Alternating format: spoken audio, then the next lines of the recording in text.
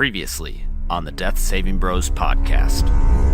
Jet took the circlet, took the diamond, put them together. Jet, you feel any different? I don't feel any different. Do I look any different? This circlet, it's supposed to banish demons or something?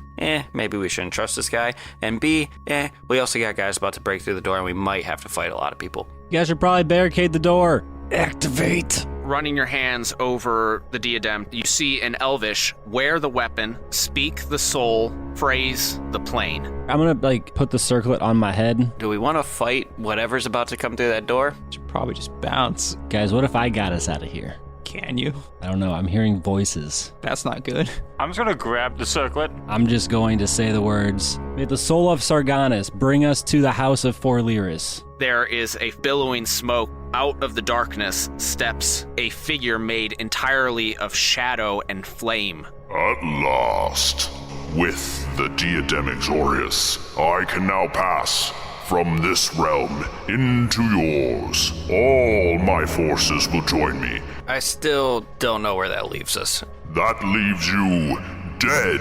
I guess at that point I would just kind of lose focus on everything and sprint over to my brothers. I charge it with a greatsword. You're going to see Sarganis start flitting around between all of you. He is going to smack Prothean, I'm dead. cast Circle of Death around Dalvia and Hexor, then finally cast another power word kill, causing Abe to die. Jet, prove yourself. Take down Ambionitis. There's tears streaming down my face as I scream out, "Ambionitis, I'm so sorry for this." The mist starts to coalesce again into darkness. Nobody is moving until Ambionitis sits bolt upright, his rage burning through his body. Cure wounds on Hexor. You go and get Prothean. I know that he can revivify your brother. You can hear the last bar in the door to the throne room clicking into place, and 50 guards enter the room, and behind them walks Zawadzki.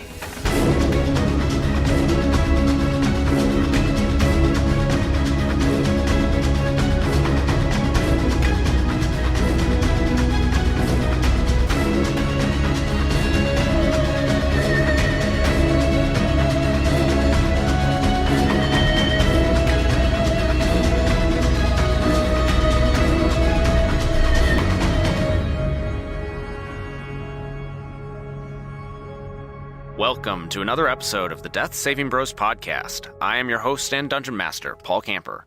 With me today, I have Ben Renfro. Did you guys know that pigeons die after having sex?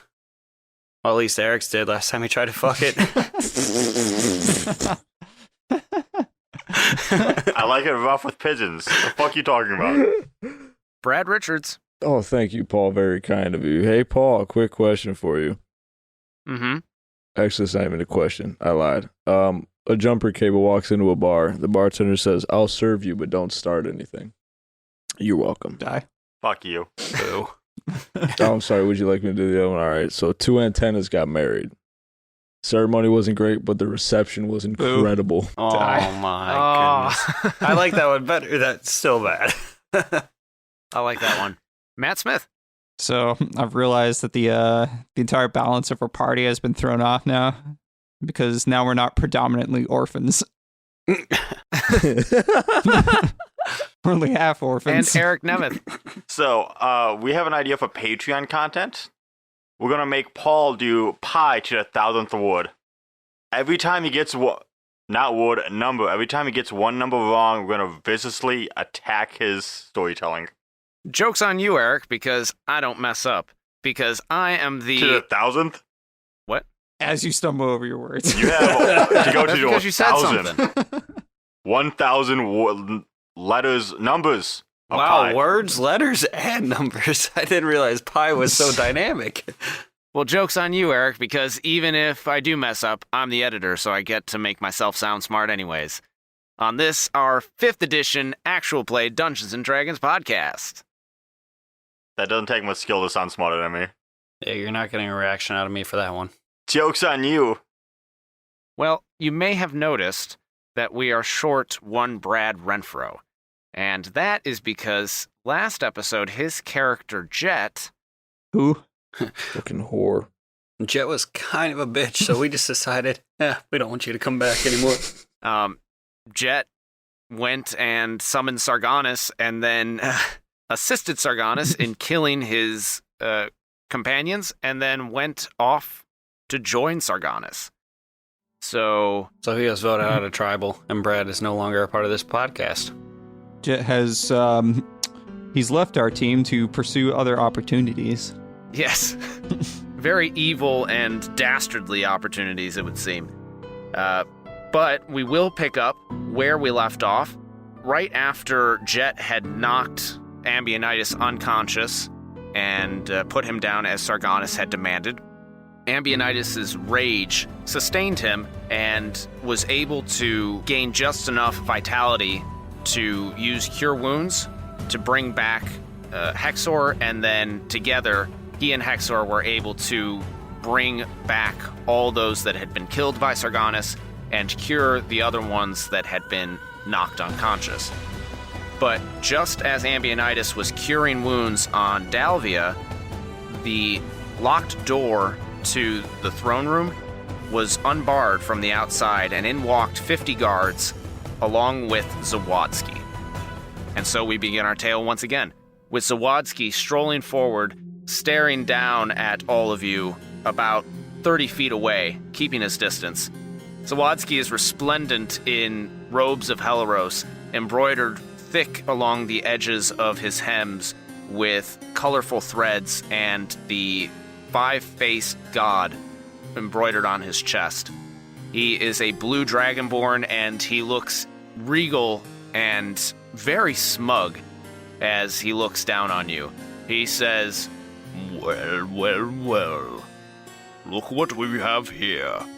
The traitorous Alistair siblings and their bubbling companions. Well, what do we have here? Some bits. Got him.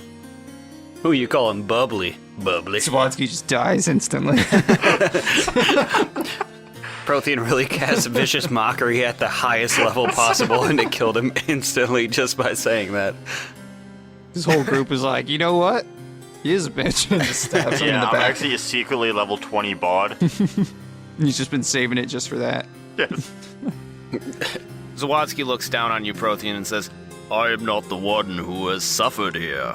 It looks like you have barely escaped with your lives. Tell me, what happened in here? I made your god my bits. We just had a wrestling match with all of us, and we all kind of lost. No, We had a wrestling match with your mother. Just like the milkman Your mom. and the postman and even the garbage man. But and the guy that works at the DMV. Or excuse me, the CMV. That's the cart. Nah. listen, Or wait. Lose your train of thought there? Yeah.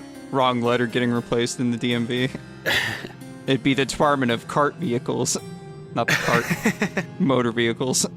Zawadzki turns behind him, motioning forward. Two men. One you recognize as the King of Trugala, and he looks red in the face. He's very flustered. And the second man has darker skin, is wearing those MC Hammer pants, like the harem pants, and has a sash of colorful silk across his chest. And Zawadzki says, Look upon them, your majesty, and your most esteemed Danikeshian ambassador. These thieves have broken into your very throne room and have tried to steal from you. So we just take them hostage and leave that way? okay, listen here, Prothean. Not even hustling myself. Straight up so they heard me say that. We are in no position to be taking any hostages right now. Like, not a single one. Listen here, I think you, the king, and then you with the nice silk.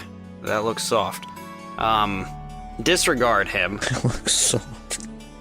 He does not know what he's talking about. As you can see, there was nothing in here for us to steal, because it's an empty throne room. We wouldn't have been stealing anything. Now, we are not trying to steal from you. We simply, Well, we took the wrong turn and we fell over this balcony. And this is how we ended up in this room. We were in the sewer a minute ago.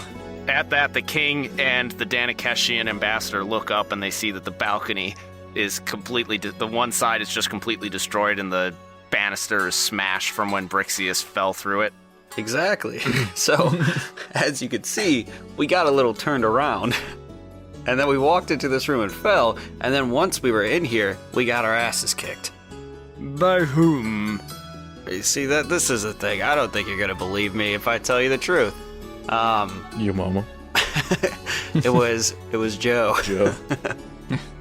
Joe Mama. Joe Mama. Well, at It this was point... a whole bunch of nuns. It was the nuns of Yah. The king speaks up and says, "The nuns of Yah?" None your business. Idiot. I give Abe some low bones, but... Called him an idiot, did you? All right. That was funny. Sorry. My friends are full of jokes.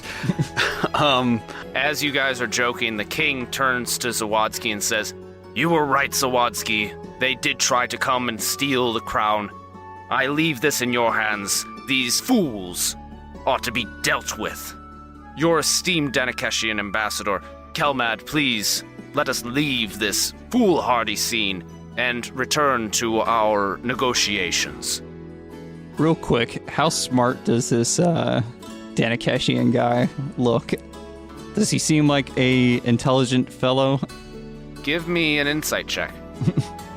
Yeah, and while he's looking up his numbers for insight, would we have, like, in our previous encounters with everybody, or like Dalvia and Hexor or anything, would we know kind of whose side the king is, or this ambassador, like, if he is, like, leaning on the side of he's also involved with, like, the demon summoning and everything, or is he a mere kind of bystander that, like, Zawadsky's, like, using to manipulate and be able to use? Like, would we have any indication of... Yes, you know that it is the latter. The king is not a bad man.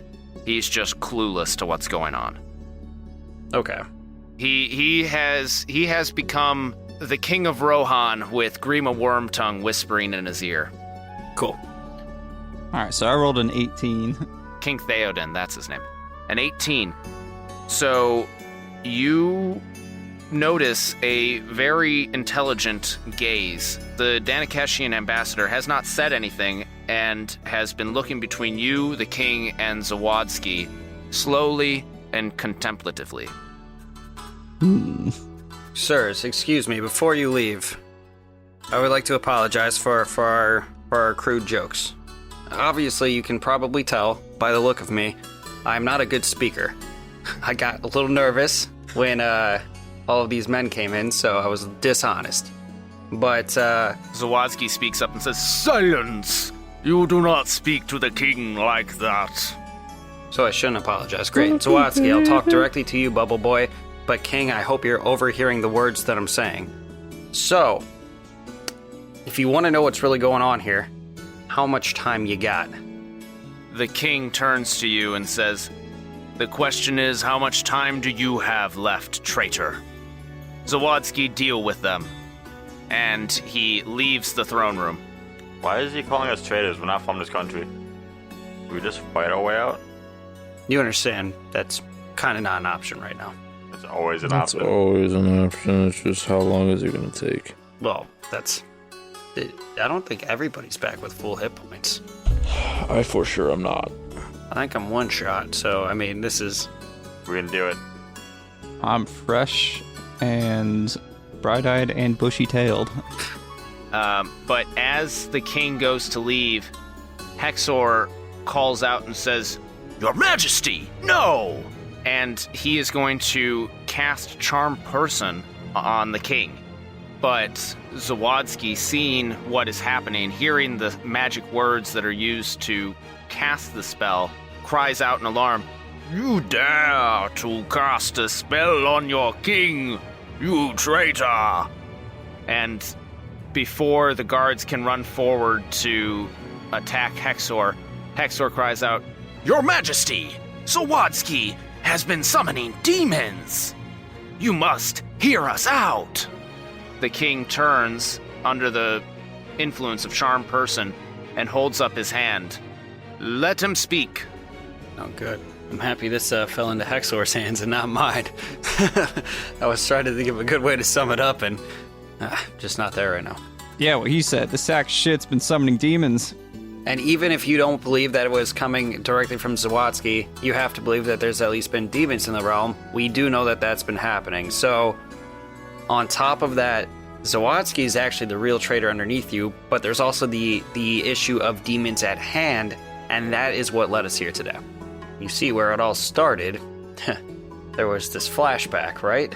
You know, a long time ago, Riley Bevden. Heard of him? Parmar. Heard of him? You know these people? You've read the stories, you've read the books. I'll send you the links.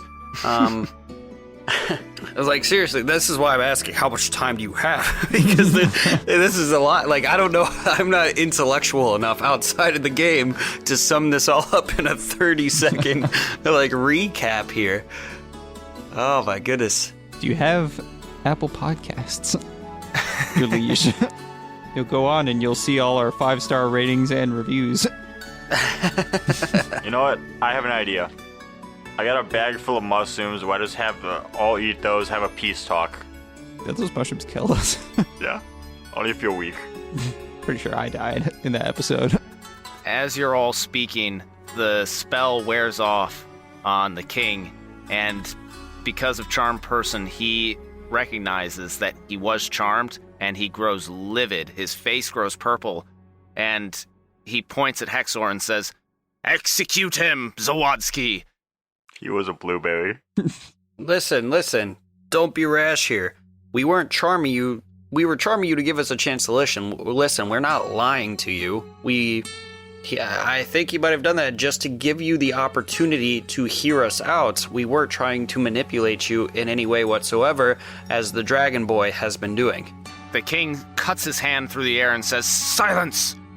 I will not take any more of this. I will not let the Danakeshians be witness to such folly in my own throne room. Kelmad, let us go." The Danakeshian ambassador lingers in the doorway as the king sweeps from the room, and he looks over all of you one last time, his eyes lingering on those of you that are surrounded by the guards, and he leaves. Danakeshian, sure. Wait. Does he stop? Wait, don't go. Will he hear my voice trail as he's leaving? He does not stop. Can I cast a message to the Danakeshian person as he is walking out? If that doesn't work, can I boomerang my greatsword at him? It'll come back, right? Oh, this is critical because I don't know what I'm going to say. But I feel like he's the only one of reason right now. He's an intelligent man. None of us are intelligence problem. Yes, if you cast it before he gets outside the range of 120 feet, you can reach him even after he turns the corner, since you do know him. All right, well, I'd like to do that. And what do you say? Well, first of all, is he gonna be like spooked as hell that he just randomly starts hearing this shit? Because that'd be hilarious as he's turning the corner. What was his name again? I don't just want to call him Mr. Danakeshian, sir, because I feel like actually that's what I'm gonna call him. Mr. Danakeshian, sir. You look like an intelligent man. Wouldn't you want to see and understand how we got so beat up? If we were in here solely trying to steal something by ourselves, we would not look the way we are. That's the first thing. And two, hear us out, as this is something that you guys over in Danakesh should be aware of too. A message comes back in reply. "I have no power in that room. Your destiny is your own. But I can prove it. But I am aware that evil is afoot, and that Zawadzki does not speak all truths. Good luck." And what if I can prove it, though? Well, that's the end. You whisper a message, and he whispers back. Is that really, like, all that message can go? You point your finger toward a creature within range and whisper a message. The target, and only the target, hears the message and can reply in a whisper that only you can hear. Well, damn, I cast it again on the king. I can prove it. At this point, they are out of range. They are fast walkers. It's only 120 feet, and they were already... The door to the room is 40 feet in front of you. 50 feet in front of you. And as the Danakeshian ambassador leaves, in walks Ogberg Alistair, the father of Dalvia and Hexor. And he is trailed by some people that you recognize. Caxius, Squats, and Jimmy Crack Corn. Ogberg walks into the room, bows before Zawadzki and says, "You summoned me here, Archbishop?" "Yes. Look upon these traitors. We have finally caught them." And Ogberg stares down at all of you and says, "Finally, you have caught my traitorous offspring. Deal with them as you see fit." Father, the award goes to... not you. Cold-blooded. All right, then I'm just gonna, as the guards are coming in on us, I'm just gonna throw up my hands and let everybody know we can prove it. We can prove that everything we say is true. Is there a guard standing, right behind Zawadzki? Yes. I would like to cast Enemies Abound on that guard. What is that? You reach into the mind of one creature you can see and force it to make an intelligence saving throw. On a failed save, it loses the ability to distinguish friend from foe, regarding all creatures it can see as enemies. Each time it takes damage, it can repeat the saving throw, blah, blah, blah, blah. Whenever it chooses a target, it must choose the target at random from among the creatures it can see within range of its attack. And if an enemy provokes an opportunity attack from it, it must make that opportunity attack. All right, so what's the intelligence saving throw? 17. Wow, that's high.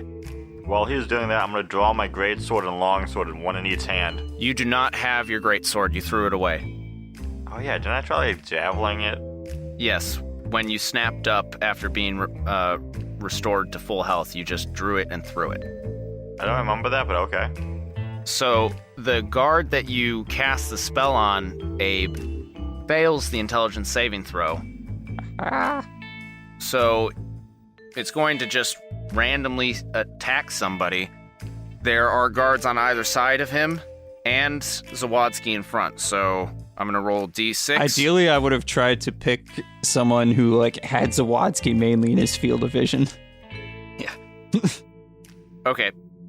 This Zawadzki... I don't know if that affects it, but... if not the guard in the middle. All right, then Zawadzki is directly in front of this guard. So the guard is going to run forward directly at Zawadzki and is going to swing, rolling an 8 total. Zawadzki hears the clanking of armor behind him, sidestepping much more swiftly than you would expect a priest to be able to move, and is going to grab the guard from behind and inflict wounds. I'm going to sue him for copyright infringement, because that was my signature move. Oh, what do I got to roll to get my lawyer team involved? Brixius at law, what do you need? No, it's bias at law. Hammer bottoms at law. Bias is my lawyer. Josh shows up and he's just trashed as fuck. It's a really bad firm. but we win most cases. Actually, Das would probably be my lawyer. So, Zawadzki inflicting wounds on this guard actually drops the guard. Well, fuck. Well, I mainly meant to use it as a distraction anyways. I was hoping he'd survive, longer than half a second, but... I could probably take all these guards. Well, so Zawadzki is distracted for a moment. All the guards suddenly are looking at their comrade who has tried to attack their leader. Hey guys, let's dip! Dalvia, sensing the distraction, whispers to all of you, "Grab my hands, quickly!" Yep. I'm going to do that. And she casts teleport. Before she does that, I'm going to do a lightsaber grab, force grab my great sword so it comes flying towards me. You put your hand out, and it doesn't do anything. Damn it. Oh. And neither does Dalvia's spell. Well, she... Double damn it.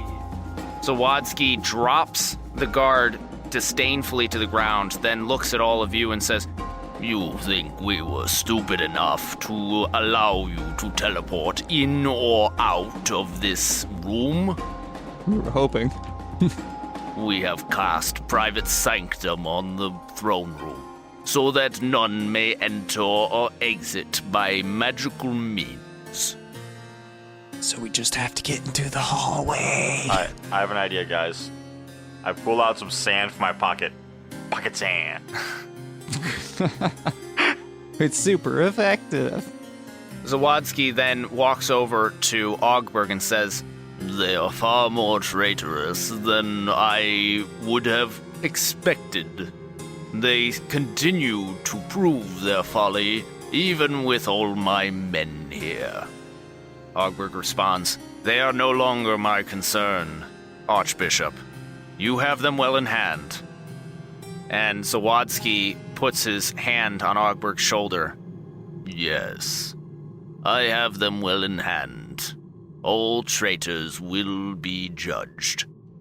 And then he suddenly inflict wounds on the Alistair Patriarch, dropping him to his knees and draws his knife, puts it to Ogberg's throat.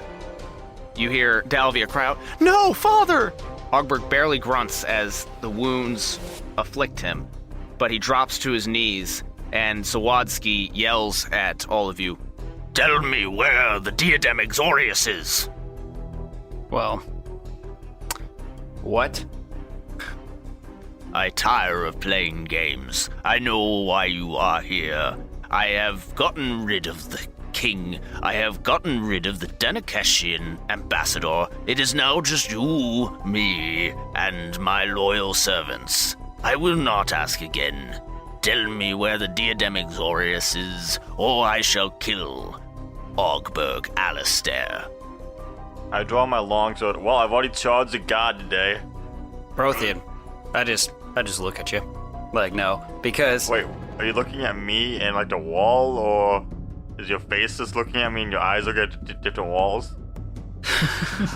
I'm just nose first at you, but saying your name. Well, here's the thing. Mr. Alistair, sir, just told him to kill Exor. That's not cool. No, whoa. Listen, you would have heard us out earlier, as I had asked for everybody's attention to hear us out.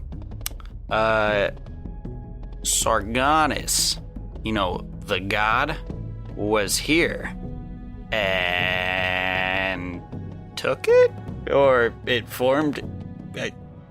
I'm not sure what happened. It wasn't 100% clear. So, listen here. It seems like you're an intelligent man. You kind of know what's going on. So, what had happened was the diadem Exorius was combined with the heart of Sargonis, and Sargonis came here and took it. Or something happened. That's why, as you walked in, we were all beat to shit. Have you ever tried fighting a god? That's why he looks like he got hit in the face with a fucking freight train. Do you think my eyes have always been like this? No, I got my head rattled. Here's the thing. He's lying. They've always been like that. Shit, this is my one chance to clear my name. Nope. Here's really what happened. Have you ever tried fighting a god? No. Have you ever tried talking to a god? It's also not effective. You just die. I could have taken him a couple more hits. Zawadzki's mouth opens, and he seems stunned. He says, "You summoned Sargonis?" Well, yeah. Listen here. Do I need to repeat myself? Yes. We summoned Sargonis. That's what we've been trying to do this whole time. We've also... Shut up. He's here? He's in the prematerial plane? I mean... A little tiny bit, yes. It's kinda, sorta, like... Yeah. Yeah, he's walking this plane right now. You're welcome. Zawadzki gestures to all of the guards and says, "Surround them. Bind their hands. Relieve them of their weapons." First one that tries to touch me, I'm gonna rip out your throat. Hold on. I believe a thank you is in order here, sir. Isn't this not what you've been trying to do this entire time? He turns to you and says, "This was not your intention. You did not seek to bring Sargonis of your own accord." but we did. So you're welcome. And what do you expect me to do about that? Get on my hands and knees and beg you to be my friend? No, but... You can get on your hands and knees and beg for your life. No. Again, I know I've said this plenty of times about this friend. Disregard him. You've seen him lick walls. You've seen him do a lot of weird things. You know that he doesn't know words. And, he's worth his words than I am, which is saying something. But let me ask you this. After you accomplished this feat in the first place, what would you have done next? You would have went home and, jerked yourself off or whatever was done. That's what you should go and do because it's been done. And, I think we're kind of in this now. So what's the next step here, boss? Excuse me. Don't speak to the Archbishop like that. He doesn't go home and jerk himself off. He has demons he summons to do that for him. What kind of demons do the job the best? I guess is a whole nother conversation. You want them with claws or no claws? Hooves. Hooves. But seriously, Zawadzki, Bubble Boy, Dragonborn man. So it's probably scaly down there, so it can take a lot of punishment.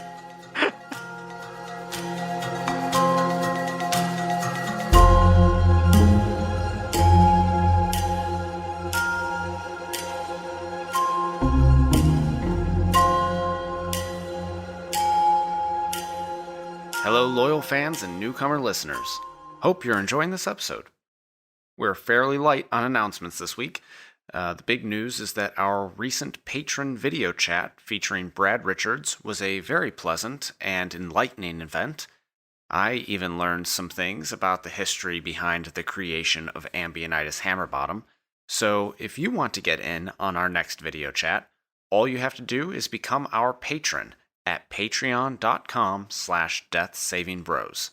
You get access to exclusive content, and when you pledge at the Shade Arrow tier for a minimum of 3 months, you'll even get special Death Saving Bros patron merchandise.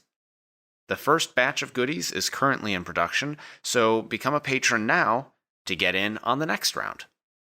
Of course, if you can't afford to support us financially, one of the best ways to show your support is by leaving a rating and review on Apple Podcasts, Stitcher, or Podchaser. This month, April 2021, we especially encourage you to head to Podchaser and leave a review because that platform is running a campaign called Reviews for Good. Each review results in a 25-cent donation to Meals on Wheels. So heads up, if you've already left a review from our show on, say, Apple Podcasts, you can always leave another review on Podchaser. You'll be helping our show, and you'll be helping charity. And then, of course, we'll also read your review on the air, so there's lots of great reasons to get on there and leave that review. You can also support the podcast and look good doing it with some of our merchandise, available by searching Death Saving Bros at redbubble.com. And then, of course, the people that we support as a podcast and want to tell you about are Will Savino's Music D20 project and The Boy King of Idaho, both of whom are composers creating original tabletop music on Patreon.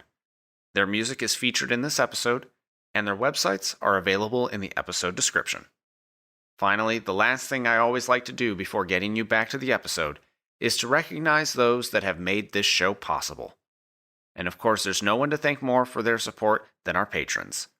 Those who pledge at the $5 tier get a shout out at the end of the show, but the following individuals have pledged to support us financially at the $10 tier or higher, so they get their supporter shout out right now. Ryan Cushman, 2x Tyler, and Gene L. Jackson. Thank you all for your support. Without further ado, we now return you to your regularly scheduled programming.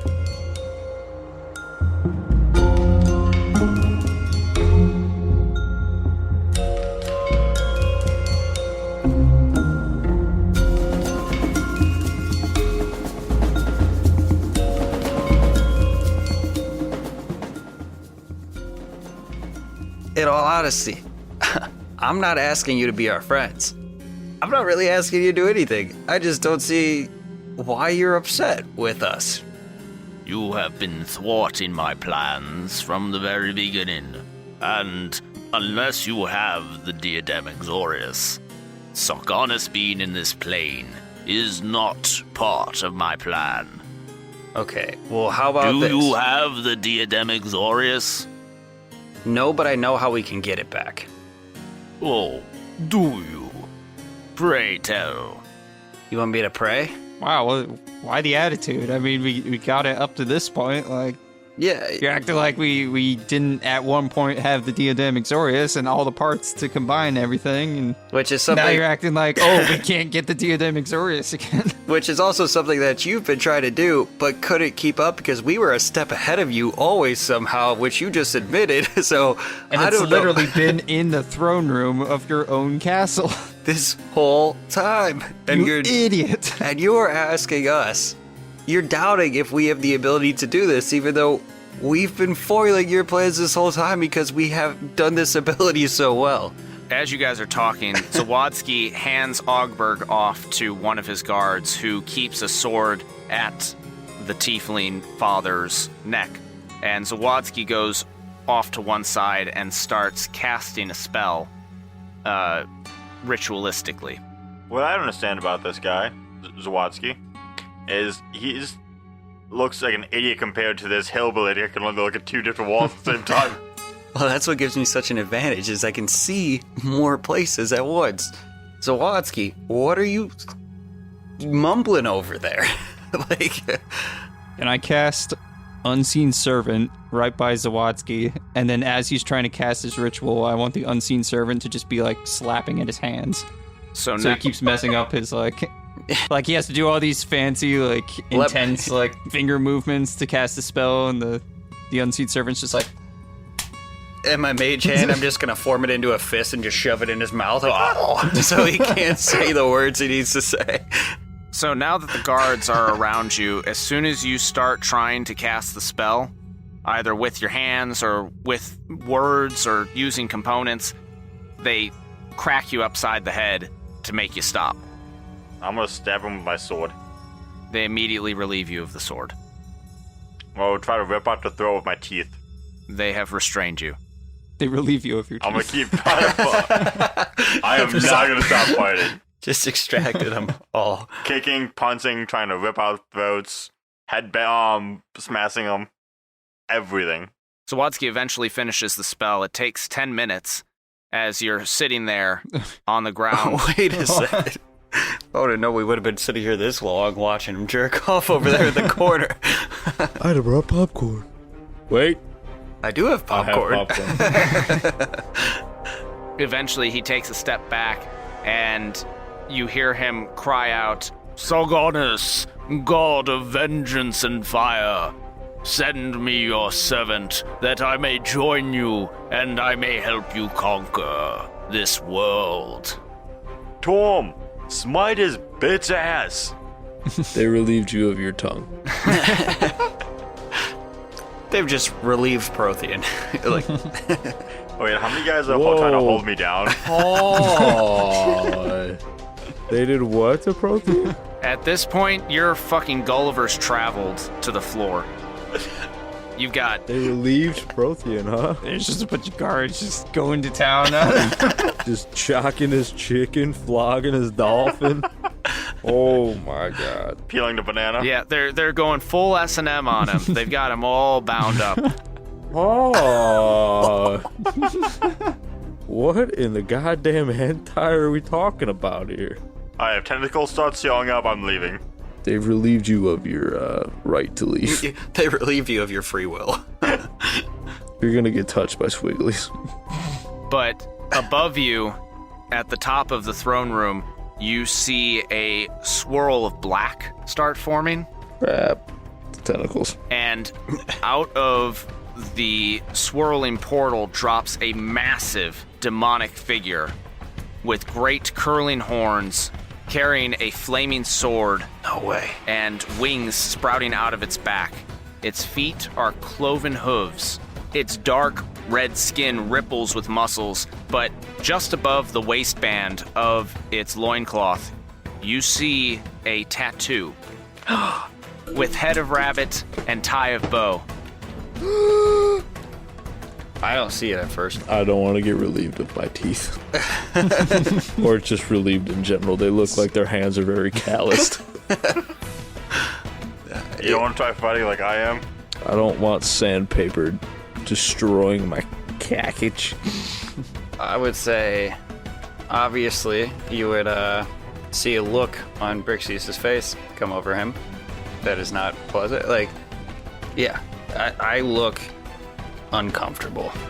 The demon drops from the sky, and all of the guards are suddenly very, very fearful. And they back up frantically as the demon takes a step forward and calls out in a rumbling, deep, menacing voice. My name is Forliris, and I have been sent by the god Sargonis False god. to take you before him. Pause. Take us Well, is manfully. is he talking to us or is he talking to Zawadzki? He is talking to Zawadzki. Okay. So he is taking him manfully. Well, Chafing. all right, Ambionitis, I think this is the moment we waited for. Since the guards are fearful around us and their attention is there, I think this is a time for Brixius to stand up. And, yeah, four-wheeler. You don't have weapons. I don't care. Remember us? You orphaned us at a young age. And now it is time to die. The demon turns its baleful eyes upon you.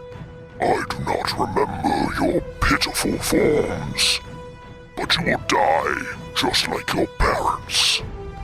You hear a ghostly voice. You son of a bitch!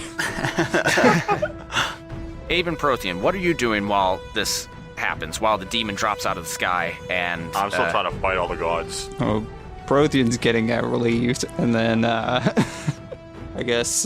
What are you paying attention to? Well, definitely not the swirling thing in the sky or the demon that just came down. It's kind of hard not to not pay attention I'm to just going to big pretend ass it's not scary here. demon. So I guess that's probably what I'd be looking at. Okay. What's your passive perception? 16. All right, that is good enough. Through the demon's legs, you can see Ogberg is still kneeling there. His guard is backing up because the demon has dropped right in front of both of them. Ogberg is trying to signal to you. I'm gonna wink Morse code at him. What are you trying to tell me? He's a learned sage, so he should know Morse code. As the demon is turning to face Brixius and starts speaking directly at him, Ogberg is going to point at Dalvia, and then he's going to give you the running legs symbol or signal. He's going to take two fingers and run them across his hand, and he's going to kind of do like a poof sign with his hands. I think he wants us to run a marathon and then explode. He has the runs Wait. and explosive He diarrhea. wants us to run on idea. Dalvia. Hold on. With your blessing, sir. You just give him, you put your hands together, give him a little bow. Yes, sir. I understand. Paul, am I being held down by gods or did they tie me up? You were being held down by guards, and they were tying your hands and legs. I got an idea. I'm gonna bite my tongue and use Hell's Rebuke on myself to burn the ropes. Actually. Huh. Yeah, I guess I can allow you to do that. Or wait, I'm fire resistant. Maybe if I hug you and you headbutt me, and then I use hellish. Wait, He would still burn. no, you headbutt. Protection from energy on myself before I do At this. that point, if you're already over there hugging him, just cut the damn rope. So I would have to headbutt him, and then he would have to use hellish rebuke on me while I'm hugging him, and then I'll catch fire, and then I'll take half fire damage, and then I'll also burn the rope. Or you just gotta attack him. No. Have the rope attack him so he can cast Hell's Rebuke on the rope. Fuck it, I'm taking the damage. Just headbutt the floor really, really hard. Okay, so Prothean is taking the moment with the guards distracted to try and burn through his ropes. Brixius is standing up and facing off against Forliris. Ogberg is trying to signal to Abe. I guess I assume he's trying to tell me, like, everyone grab Dalvia. You said he, like, pointed at Dalvia and then did, like, a running motion and a poof. Right. So I'm gonna, like, do, like, an eyebrow raise at Dalvia. And so I'm assuming he wants us to, everyone get to Dalvia and then maybe try and get the fuck out of this room and then teleport away. So I'm gonna try and, like, see if I can get everyone's attention in our, like, a little immediate group, like some taps on the shoulders and whatnot, and be like huddle up time, and then whenever Ogberg reaches 0, try and get everyone to book it out of the room. Okay.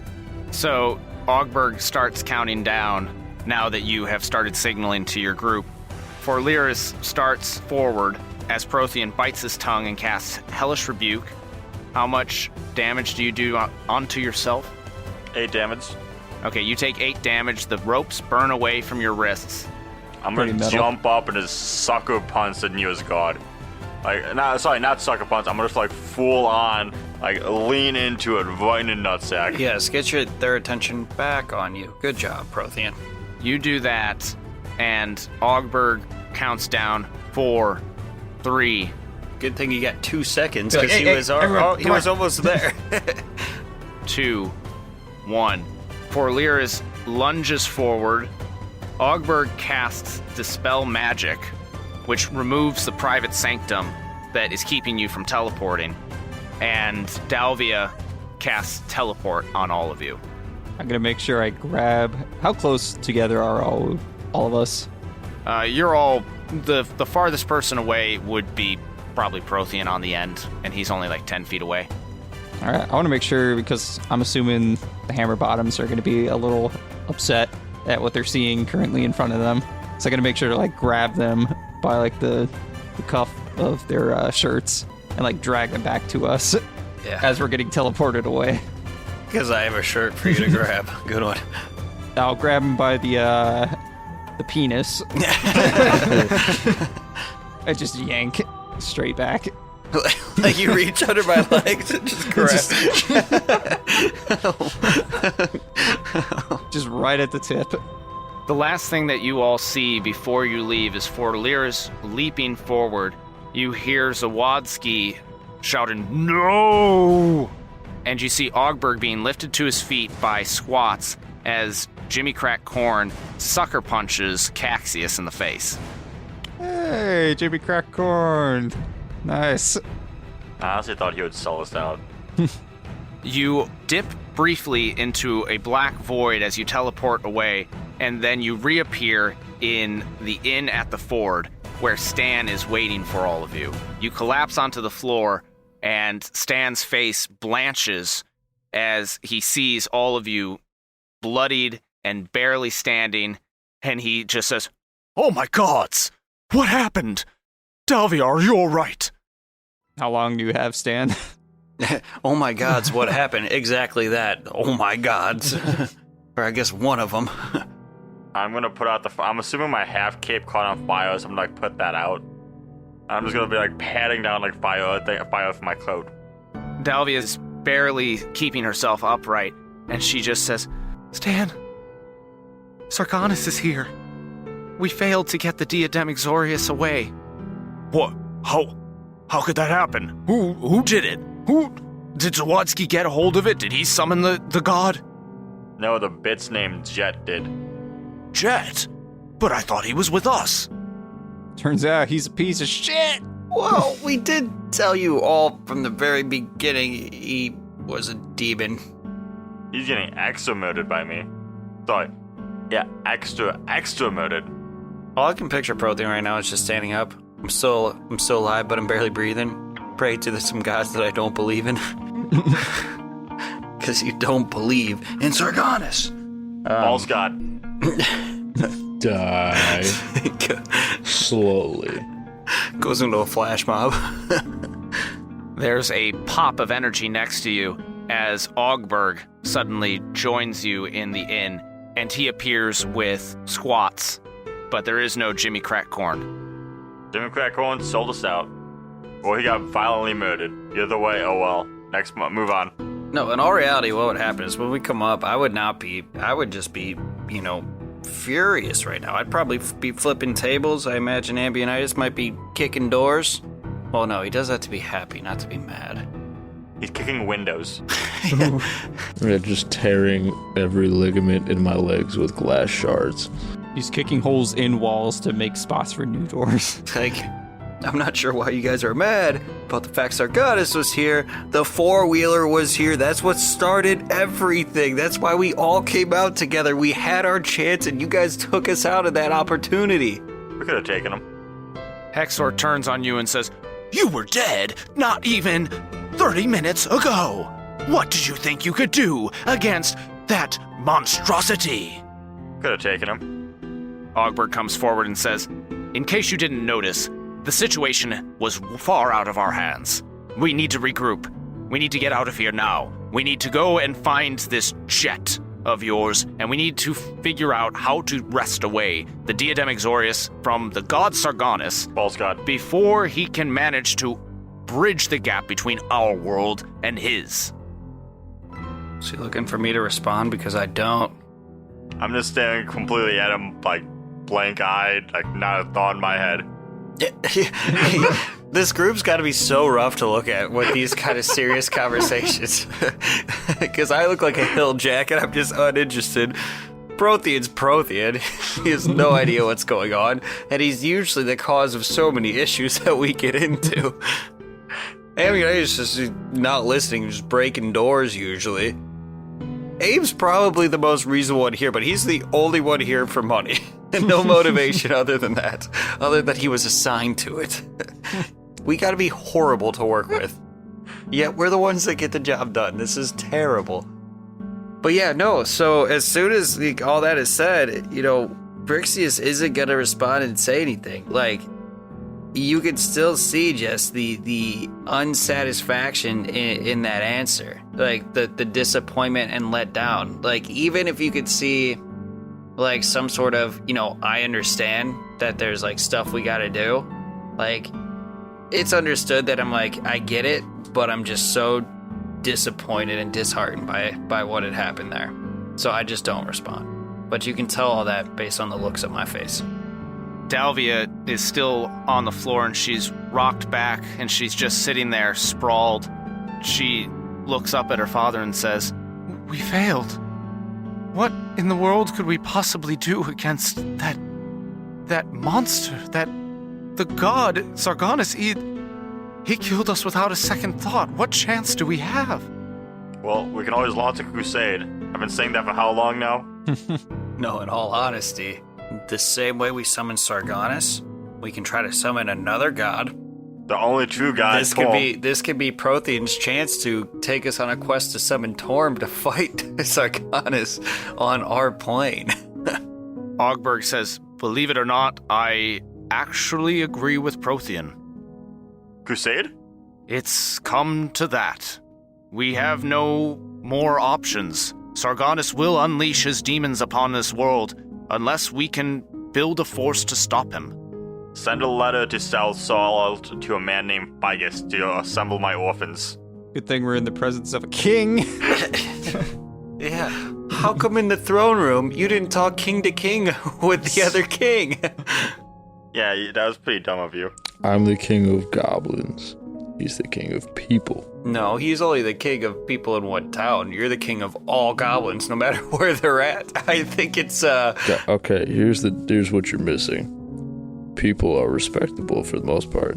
Goblins fling their own shit at each other. which is respectable to some races and classes of people. Wait, don't you guys do that? No. I always assumed you guys have. What? It's because we're green. It's because I'm green, isn't it? Yes. I don't know what you take us for, Prothean. That's a separate... Oh, we gotta have a talk one of these days. Oh, do you guys just lodge goblins? Oh, that hurt. That hurted. Prothean's secretly from that one town that thought So we were we were all fucking goblins. Hexor turns to Ambionitis and says, Ambionitis, if you are the king of the goblins, now would be the time to call them to arms.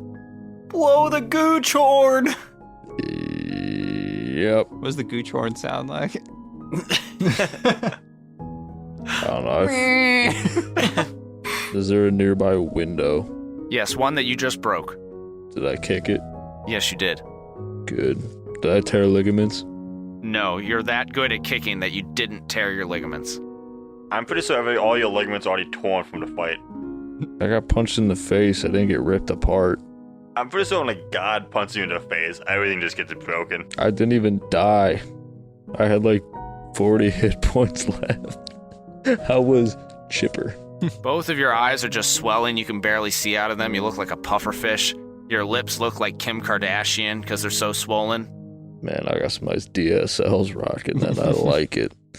All right, well, I'll go over to the window, clear all the broken glass, pull out the gooch horn, and blow. Put your lips together and blow. So when you blow through the gooch horn with your swollen lips and everything, first it starts out as a...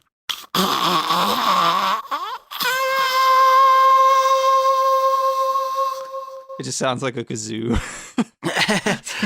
I picture more of a dog whistle. Nobody could hear it except for goblins. Goblins. So we all look at him. The fuck? And Ogberg turns to Hexor and says, Hexor, send out a call to arms for all of the men and women in the Purified. And he turns to Squats and says, you two Squats, we'll need everyone that is undercover, everyone that we have in our ranks. You go find them. Jimmy Crackcorn sacrificed his life to help us escape. We must not let him die in vain. Is that their actual names? Send word to Fagus. We need Fagus. Bring everyone. Feel kind of bad for calling Jimmy Crack Corn a piece of shit straight to his face all those times. I don't. Ogberg nods to you, Prothean, and says, we will also have messengers send word to this Figus in South Salt. A great warrior. We will need everyone that we can to face down the oncoming onslaught from the demon hordes. And Dalvia from the floor says, There's nothing that we can do, Father. There's nothing we can do against a god. Pull yourself together, woman. And I want to grab her by the shoulders and just start shaking her like if you've ever seen the movie Airplane when they're trying to get that woman to calm down. Stan comes over and pushes you aside and says, Abe, look. And he gets down on one knee in front of Dalvia and says, Dalvia, you have held so much strength throughout all of this. You can't give up now. We're going to fight back. Fight with us. She looks up at all of you. I can fight, but what good will it do? How in the world are we going to succeed? Well, Kill them first. Sargonis came through Jet. So we kill maybe Jet. if we kill Jet, It would close the portal or plane that he's using. I mean, that's exactly what it is. Because of Jet. He's what's establishing the temporary connection for Sargonis to be here. But getting to Jet is going to be a problem. Hexor says, well then, we should find Jet.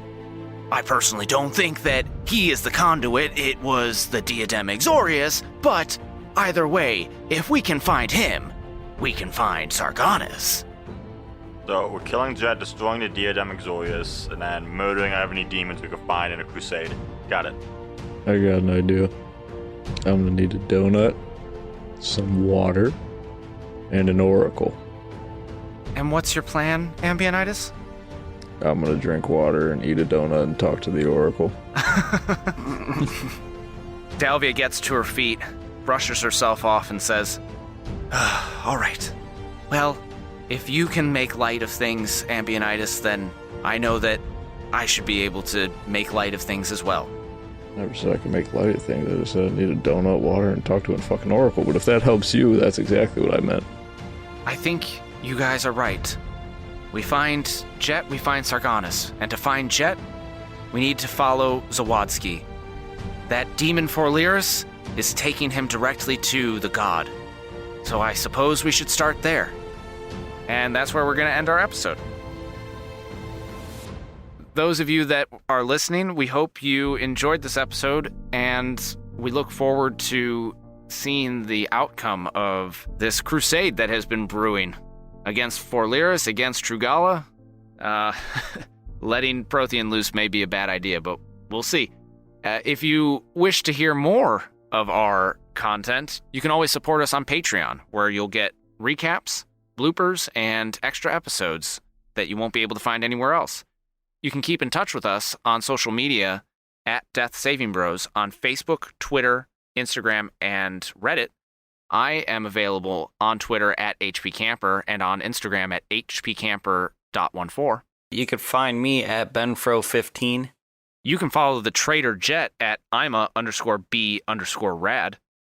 And then you can follow the Reddit at our name. You can follow me on OnlyFans, Betty White's Chair 69. You can find me on the PlayStation Network as FATT-Smith. And to all those of you who are listening in their cars, in their homes, or wherever you may be, keep saving those death throws, and we'll see you on the next one.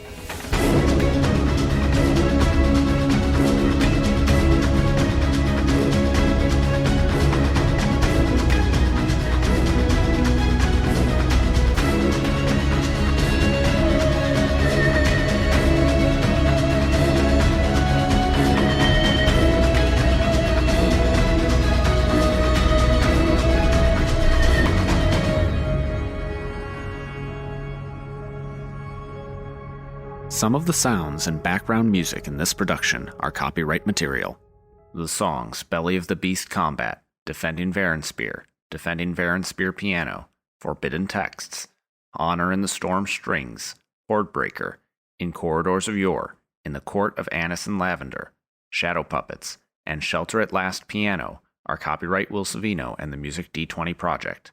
The song Frozen Village, Dusk, Mystery is by the Boy King of Idaho at patreon.com/Boy King of Idaho. These tracks are used with permission, all rights reserved. The song Deadly Roulette is by Kevin MacLeod at Incompetech.com. This track is licensed under Creative Commons Attribution License 4.0 and sourced from filmmusic.io. The tracks Here and Now, Shadowhunters, and War Horde are music by Orchestralis. The song Break Even by The Script is used in accordance with the United States Copyright Act of 1976, Section 107 Fair Use, all rights reserved. The Death Saving Bros theme song is an abridged version of the song Run by Kai Engel and sourced from the Free Music Archive. This track is used with permission under Creative Commons Attribution License 4.0. You can read the full license at creativecommons.org/licenses/by/4.0/legal code.